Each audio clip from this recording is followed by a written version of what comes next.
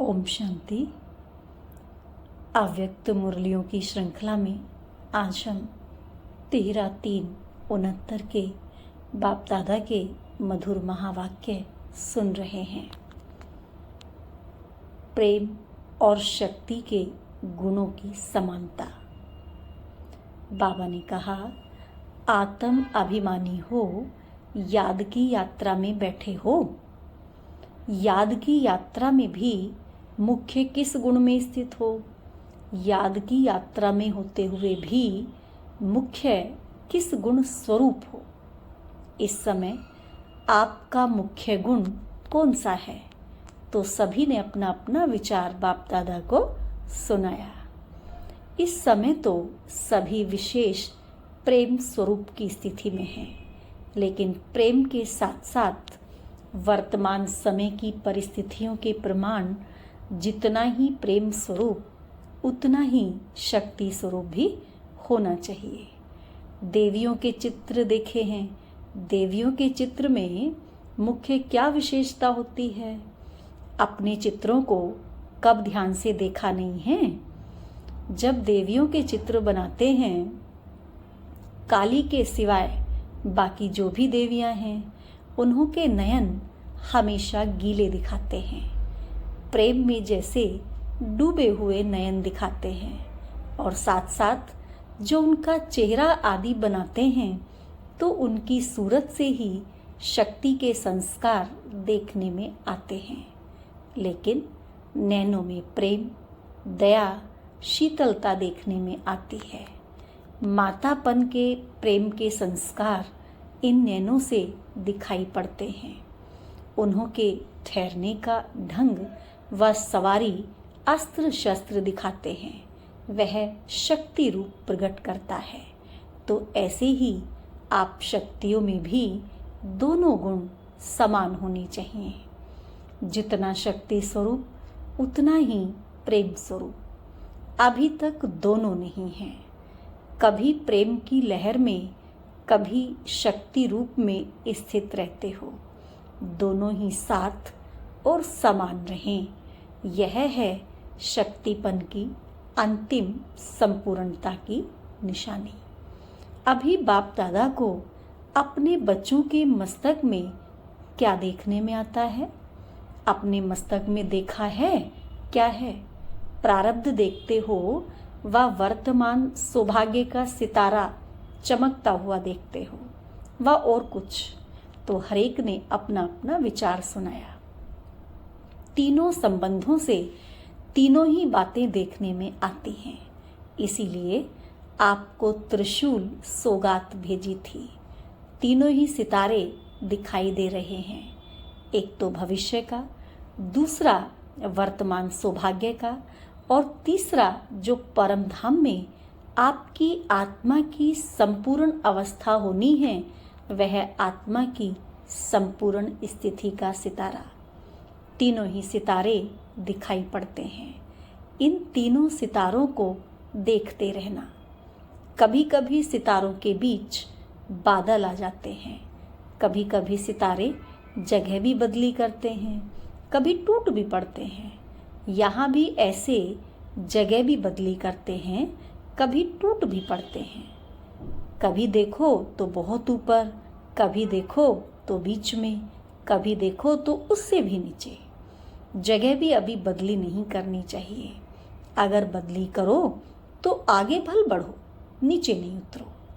अविनाशी संपूर्ण स्थिति में सदैव चढ़ते रहो। ऐसा सितारा बनना है। टूटने की तो यहाँ बात ही नहीं। सभी अच्छे पुरुषार्थी बैठे हुए हैं। बाकी जगह बदली की आदत को मिटाना है।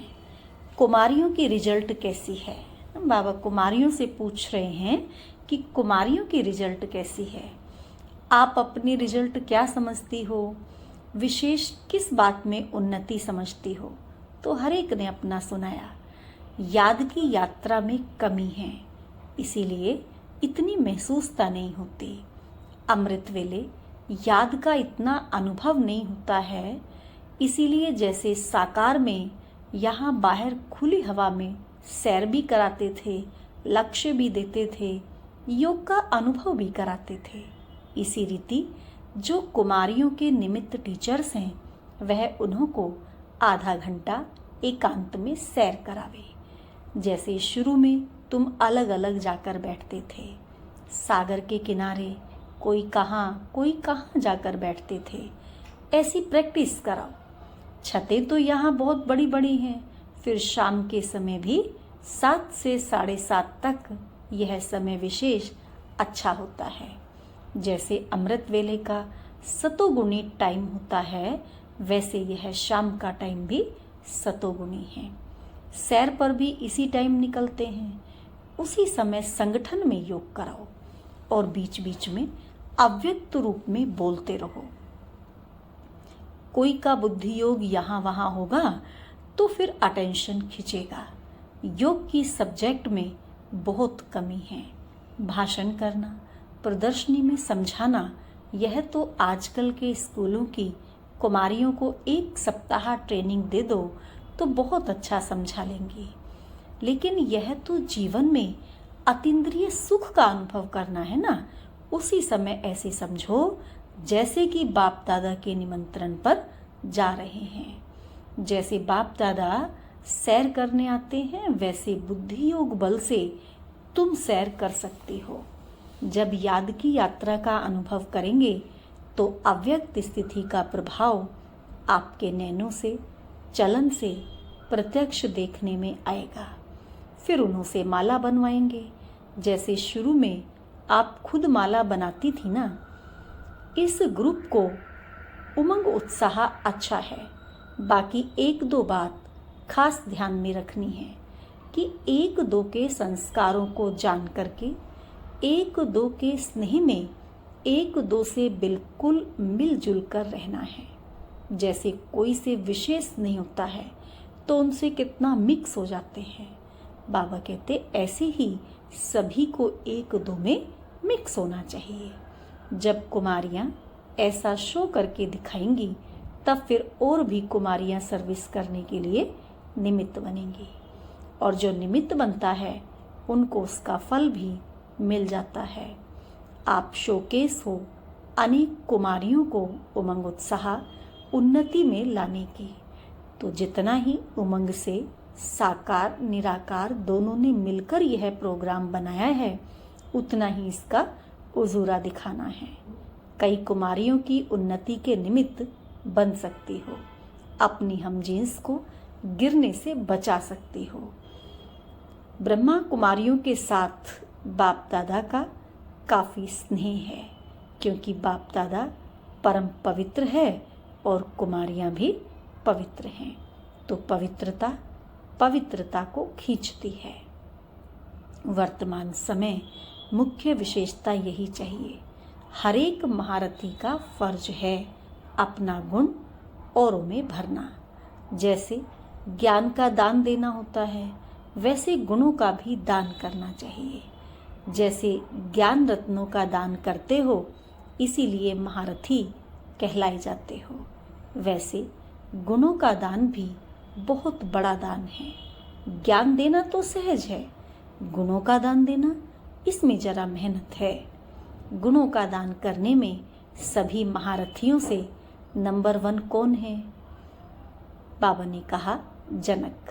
दादी जानकी के लिए बाबा ने कहा यह गुण उसमें विशेष है, तो 1-2 से यह गुण उठाना चाहिए।